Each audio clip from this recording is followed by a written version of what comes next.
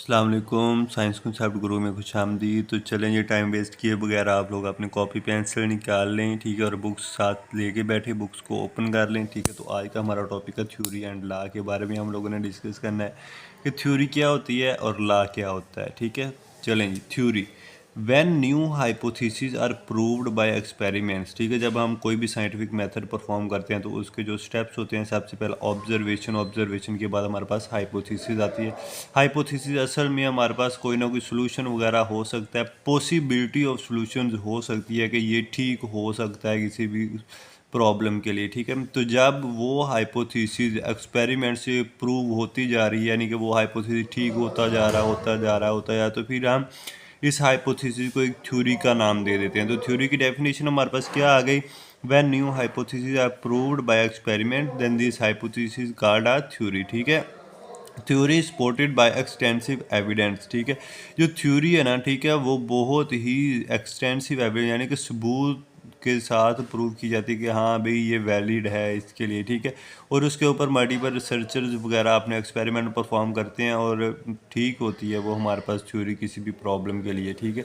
Next हमारे पास law आ जाता है या प्रिंसिपल। अगर वही थ्योरी जिसके ऊपर हमने एक्सपेरिमेंट्स परफॉर्म किए हैं, ठीक है, अगर वही थ्योरी बार बार वही साबित हो रही है, ठीक साबित हो रही है, उसी एक्सपेरिमेंट्स उसके ऊपर हम परफॉर्म कर रहे हैं, तो फिर हम उसको लॉ या प्रिंसिपल बोल देते हैं।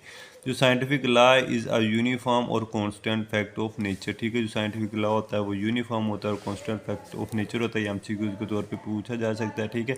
तो जो बायोलॉजिकल मेथड असल में हमारे पास क्या होता है, बायोलॉजिकल मेथड में सबसे पहले कोई भी प्रॉब्लम आता है हमारे पास, ठीक है, उसके रिलेटेड ऑब्जर्वेशन आती है, ठीक है। ऑब्जर्वेशन के बाद हम कुछ हाइपोथेसिस करते हैं कि हाँ भाई ये हमारे पास प्रॉब्लम आया है तो इसके रिलेटेड ये चीज़ हो सकती है, ठीक है। उस हाइपोथेसिस के ऊपर हम फिर एक्सपेरिमेंट्स वगैरह परफॉर्म करते हैं, ठीक है।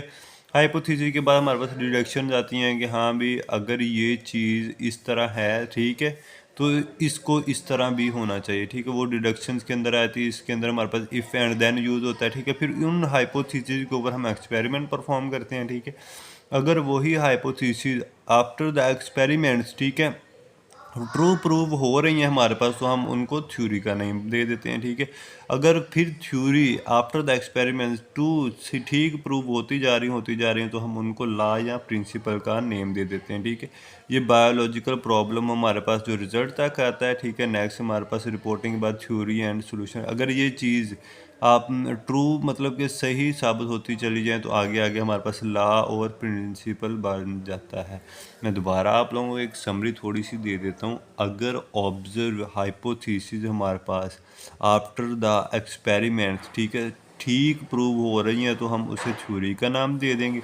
और अगर थ्योरी आफ्टर द एक्सपेरिमेंट तजर्बा करने के बाद हमारे पास सही प्रूव हो रही हैं, दुरुस्त प्रूव, तो हम उनको लॉ का नेम दे देते हैं, ठीक है।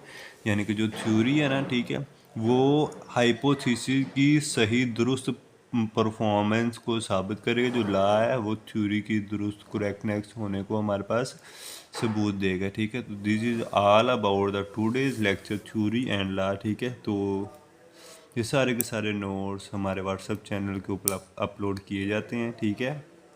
और उसका लिंक आप लोगों को डिस्क्रिप्शन में दे दिया गया है, ठीक है। उसको फॉलो कर लें। वहाँ पे गेस्ट पेपर्स भी होते हैं, नोट्स भी फ्राहम किए जाते हैं और टेस्ट सीरीज़ भी आप लोगों की वहाँ पे होती है, ठीक है। और वो टेस्ट चेक भी किए जाते हैं, एमसीक्यूज़ के टेस्ट भी होते हैं, ठीक है।